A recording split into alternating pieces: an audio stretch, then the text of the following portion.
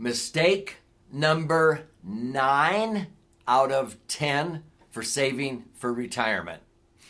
In this episode, we are addressing the biggest mistakes people make when saving for retirement.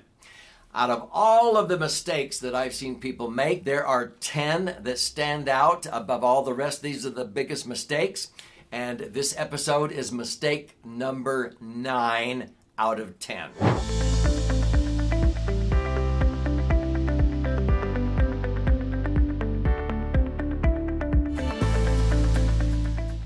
So my name's Doug Andrew, and I've been a retirement planning specialist for more than 4.5 decades. And I've watched many people work hard, save money, invest to prepare for a comfortable retirement. And all too often, as they approach retirement, they would come in for an analysis. And I had to be the bearer of bad news that they would likely outlive their money because of several factors or mistakes that they've made. So in this series, I've talked about all kinds of mistakes, like thinking that IRAs and 401ks are the best way to save and people have a rude awakening, or having their money exposed to market volatility, which does not allow them to have predictable cash flow or income, or thinking they were going to be in a lower tax bracket when they retire, and most people who save very much are not in lower brackets. Underestimating their life expectancy. These are all huge mistakes, but here is mistake number 9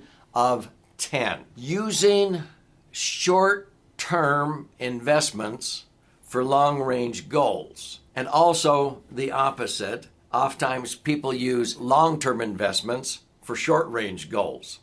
But when we're talking about a long-term goal like retirement, it never ceases to amaze me when people would come and they would have several $100,000. I've seen people with several $1 million in a short-term account at a bank or a credit union, and I would go, what are you thinking?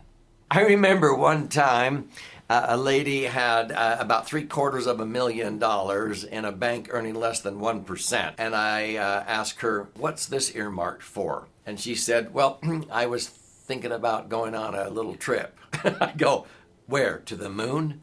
I mean, this was back when a trip, normally, if you went on a lavish trip, you might spend $10,000. And she had $750,000 there. Sometimes people don't know where else to put their money. They get afraid the market is volatile. They don't know what to do with their money, and so they put it in a bank or a credit union, which is a short-term investment, okay? Banks and credit unions are okay if you're trying to accumulate or save money for a short-range goal, like buying a new grand piano, or if you're starting a family, you're expecting a child in 9 months. Those are short-term investments, but I can't believe how many people have hundreds of thousands, if not millions of dollars sitting in banks or credit unions, earning less than 1% the last 2 decades average, and this money is earmarked for long-term goals. And I'm like, hello, do you know what the inflation rate is? Oh, it's low. Oh, really? Well, it's like 3%. I go, you know, it's really like 9%.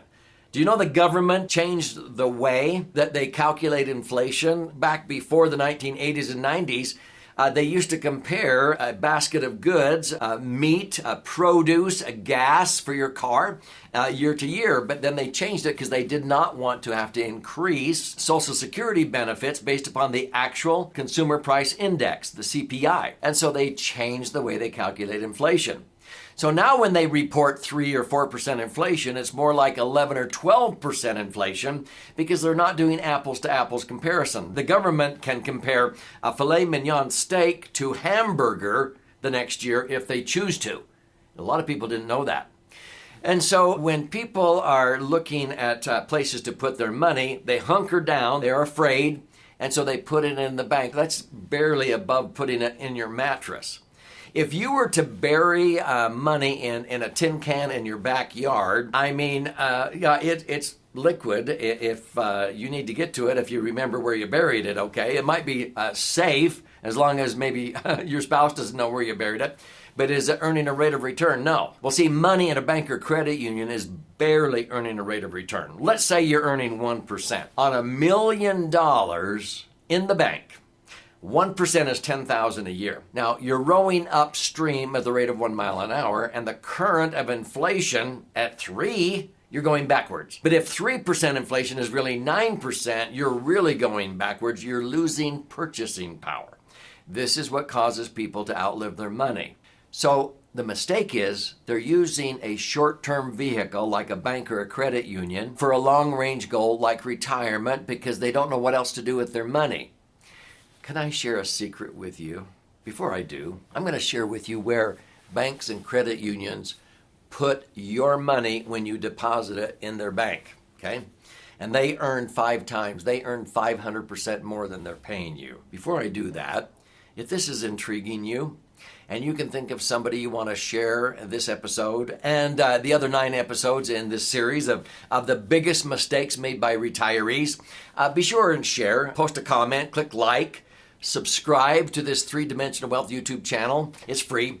And I have over 500 educational videos on this channel, and I post at least 5 new educational videos every single week. I do not want you to miss out. So are you ready? This is what banks and credit unions do with your money. A bank or credit union increases the liquidity, safety, and the rate of return. If you and I and a whole bunch of people passed a hat around a room and we collected $1 million and we deposited it into a bank and they paid us 1%, they're going to shell out $10,000 a year on the million. How can they afford to do that? Is it just sitting in a vault? Are they just a benevolent institution paying you 1% interest?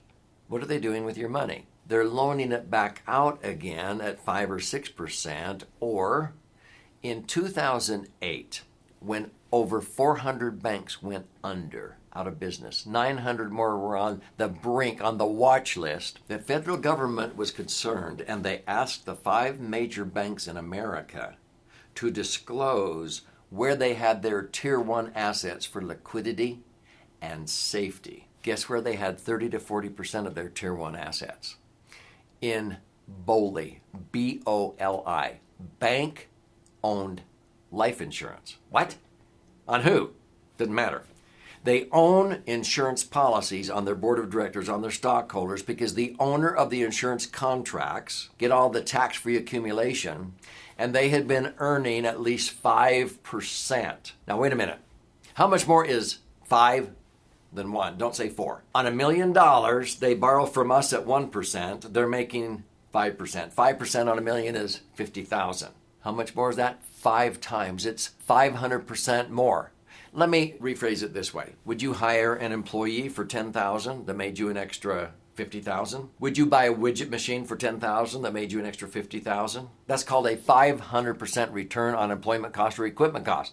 Business owners get this. Now, you can bypass the middleman, and instead of putting your money in a short-term vehicle like a bank, why don't you put your money where the bank is putting your money for greater liquidity, safety, and rates of return? You could be earning the 5% and increase the safety oftentimes by 5 or 6 notches higher. Many banks are only rated triple B by Standard & Poor's. Most of these triple A rated insurance companies are 6 notches higher in safety, and you can earn 5%, 8%, even 10% by linking your returns by using indexing, which I explain in the book I want to gift you here. But just at 5%, you have money invested in a long-term vehicle where banks and credit unions take some of your money to increase liquidity, safety, and rate of return. Just bypass the middleman. And then you'll be able to stay ahead of inflation like the banks try to do. Does that make sense? Otherwise, the banks loan the money out at 5 or 6%, but they're making 4, 5, 6 times what they pay you, because they know how money works. So the biggest mistake that people make is they use short-term investments like banks and credit unions for long-range goals, thinking their money is safe and it's there and they're not going to lose. Well, when you put your money into a triple A or double A rated insurance company and you use indexing, you will not lose due to market volatility.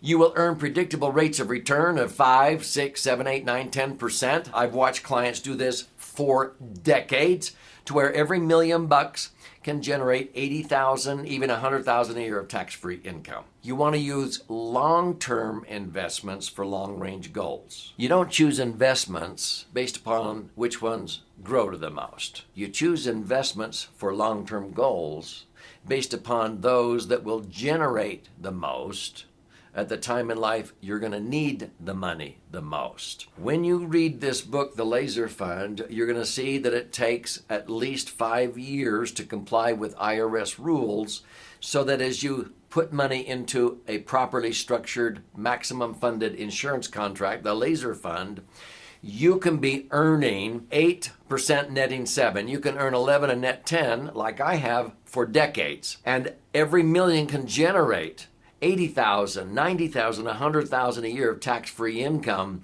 because if you leave your money in a short-term investment like a bank or credit union, you will outlive your money at the end of the day. Put your money where banks and credit unions put your money when you lend it to them, because there's only really 4 things you can do with money: spend it, lend it, own with it, or give it away. Bypass the middleman. Learn how to become your own banker. Go to laserfund.com, click on the link below, contribute a nominal amount towards the shipping and handling. I'll cover the rest of that expense, and I'll pay for the book. I'll fire out a copy for you. This is actually 2 books in one. This side is 14 chapters, about 200 pages, with all kinds of charts and graphs of how this works. If you learn more by stories and examples, you flip it over and read this side. 100 pages, 12 chapters, 62 chicken soup for the financial soul stories. But folks, do not make the mistake of using short-term investments for long-range goals. Bypass the middleman, create the foundation for a tax-free retirement. Use long-term investments for long-range goals, and it will help you not outlive your money. Steady here. There's options there to listen and learn and watch and learn also. I want to empower you, and I want you to watch the other 9 episodes in this series to avoid the 10 biggest mistakes so that you can correct them before it's too late.